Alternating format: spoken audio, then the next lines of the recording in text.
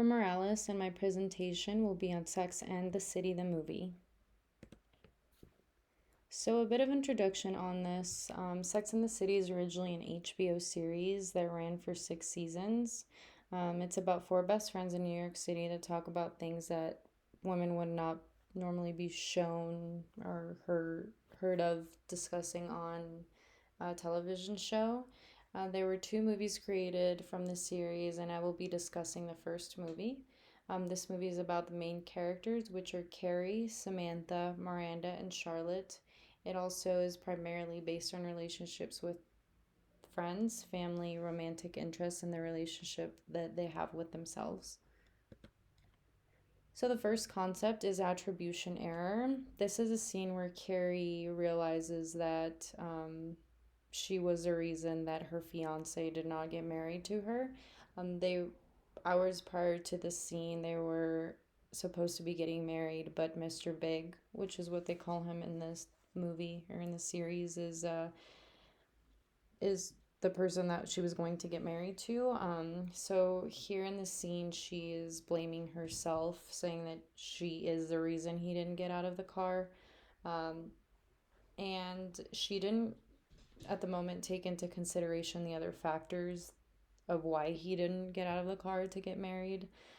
This He had been married before, and this would have been his third marriage, so he was fighting with his own insecurities and how other people would portray them or portray him, and I if he was scared possibly to fail at another marriage or potentially let Carrie down.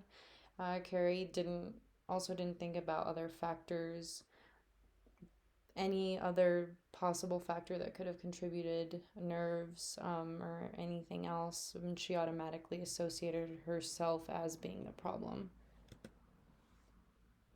Another concept is self disclosure. So, self disclosure is very important in order to build a relationship and create intimacy and trust. And this is a perfect example in this movie because without self disclosure, it wouldn't make it what it is.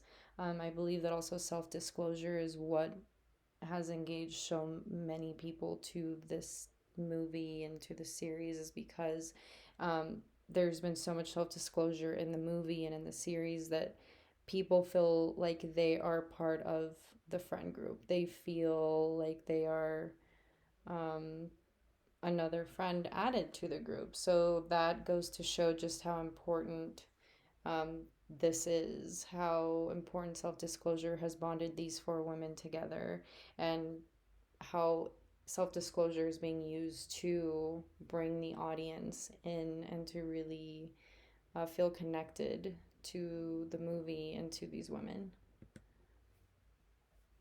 Another concept is stereotype. So Carrie Bradshaw worked for Vogue, and they were doing their annual age issue, and they asked Carrie to do age 40.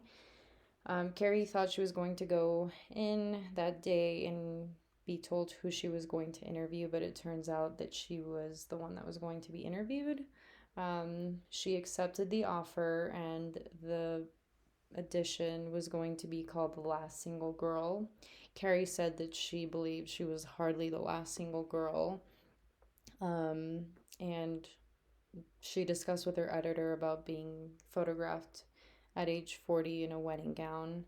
And then that's when her editor says, "Oh gosh, no, like that after 40, you can't be photographed in a wedding dress. Like, that's the last age where a woman can be seen or photographed without all the scandal behind it."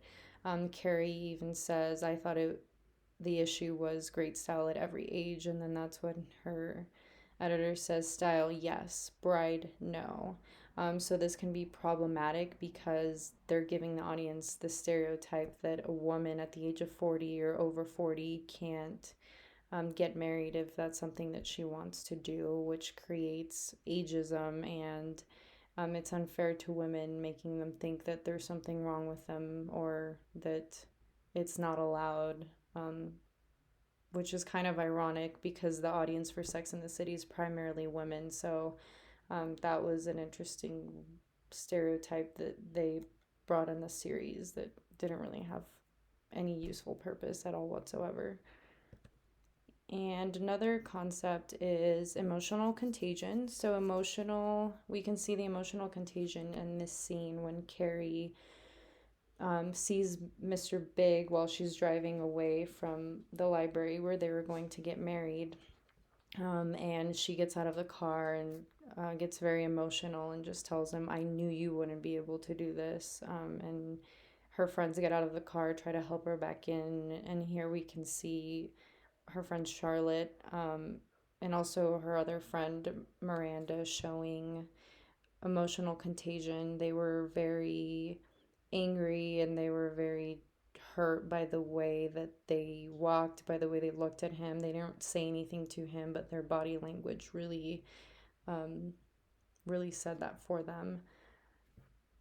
So that is emotional contagion. And the next one, the final concept is encounter avoidance. So this is a scene where Carrie she had booked their honeymoon in Mexico. So in order for her friends to get her mind off of things and everything she was going through, they went to Mexico, and towards the end of the trip, Carrie she turned on her phone and she saw that her voicemail was full, and it turns out they were voicemails from Mr. Big. So, in order to avoid any negative emotions, she threw the cell phone into the ocean. So, that was kind of her way of just not touching so um, raw on that emotion and that pain. And when she arrived back to New York, she also changed her email address and just tried to avoid contact with him. So that's all that I have for my presentation, and thank you for tuning in.